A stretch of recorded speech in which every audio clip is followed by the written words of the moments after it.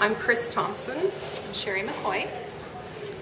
Who wants to get started telling the story first? Who was the first one to see that it was for sale? Chris. Oh, okay. Okay. So we actually both have grown up in the area. I was born in Caldwell, and we met in high school, so 25 years ago, at a restaurant, oddly enough. But 2 years ago this month, we were looking for something different to do, and so I drove by and saw a for sale sign. So restaurant wasn't necessarily what we were planning to do, but when we saw the opportunity and the potential, it was good timing, and they accepted our offer, so we really fast became restaurant owners. So now, what was it about the restaurant business? Did you have a background in it before? Did you know what you were getting into? A little bit. I had a sister and her husband had a restaurant for a while, but mostly we had a coffee background. We both like espresso, and so we knew quite a bit about that. Had a little coffee shop, like so you, drive-through, not this kind of thing. But so you kind of had a sense of what the restaurant business is like. A little, yeah. And you're in the middle of wine country. Did that factor in to what you were doing, or you just liked the property and wanted to do something? We didn't think at all about the wine option. Which is a little bit embarrassing in a way, because it's turned out to be such a wonderful surprise. It's a huge deal, and we found out right after we opened it that the Snake River AVA had just happened, and so that was really luck on our part. And we've learned so much, and we're so lucky to have the winemakers right around us, and so almost every lunch hour there's a winemaker here in the room, and so we've learned so much from them.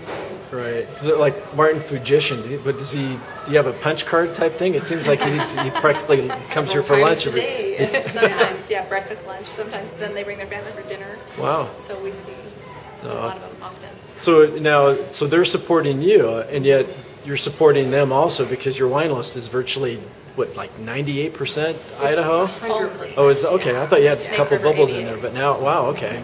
Yeah. Wow. It's all just, and mostly just right around here. And you know, really, this is the neatest spot for a restaurant, because not only that, we have all the orchards here, and the same thing, if we need apples, we talk to one of the guys that comes in for coffee in the morning, and by noon he brings us a box of apples. And sometimes they even bring us stuff that they just want us to try. So it's a really, really nice deal. So every day will bring you something different then? Yeah. So when pears are coming off, we're making pear pie, and or poached pears. It's really, really nice. So, and then for people that are doing the touring wine country, I mean, they could get breakfast, lunch, or dinner here. It comes before they start their wine tour, or in the middle, or at the end. And then Ron Bittner had told me that you guys are starting to do the box lunch thing for tour buses and that.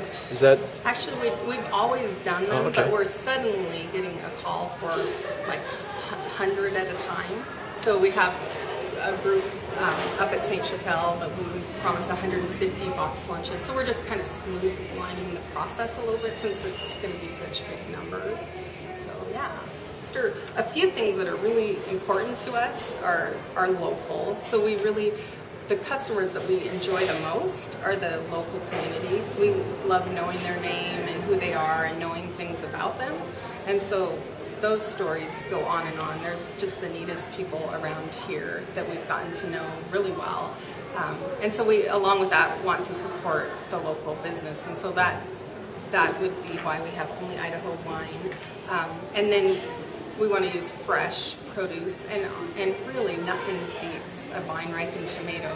So I've written on the list a few things, but we have a doctor who eats here often, and his 80-year-old neighbor grows tomatoes, and they're awesome. And so we buy those all summer long, and it helps her. It's her little bit of income, and it helps us, and it's just better. It's so good. And so to know the story behind all of the different avenues, there's several. And it's really nice to have people come to dinner and they can ask about any wine on the list, and we know the winemaker. We can tell them where they're at and all about the wine. You probably can't do that when you're serving wine from Europe or you know, wherever people get it shipped in. They don't know that personally. So I like that part of it. And that's one, we had talked about Misselli Winery, and I really love his wine. And Jim had come in before we opened, and he's a really nice older gentleman, and he came in with his wine and did a quick tasting for us, which we've done that several times at the counter. But we sell a lot of his wine. He doesn't have an open tasting room, so we try and keep it well stocked, so when people are looking for it, they can come and buy a bottle of wine. And that's another thing we try and do with all of them, is keep our prices by the bottle, such that if people come out here and the wineries aren't open, they can just, we have a nice selection here that they can still get a bottle and take it home with them.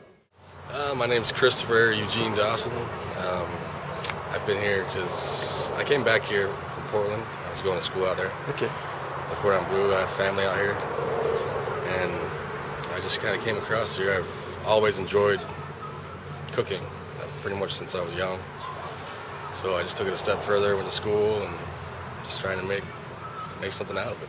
Growing up, it would probably be my great-grandmother, being a little kid, sitting on the floor while she's doing pudding or cookies or whatever, and I just kind of sit down and lick the bowl.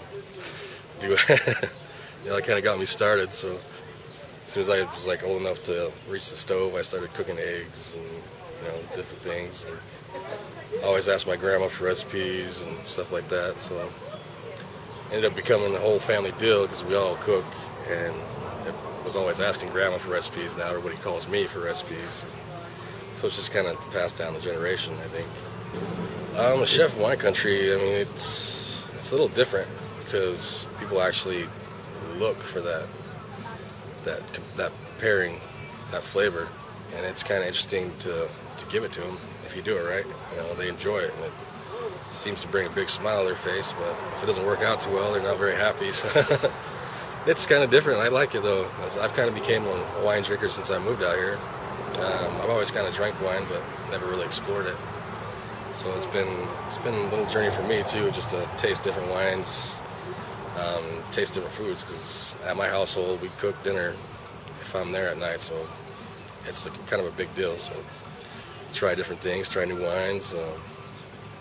That's what it's about. It's pretty much exploring. What is it like working for a couple of women? It's actually really relaxing, to be honest with you. From what aspect? No one's yelling and screaming and hollering. It's just pretty casual and calm. So it's kind of nice.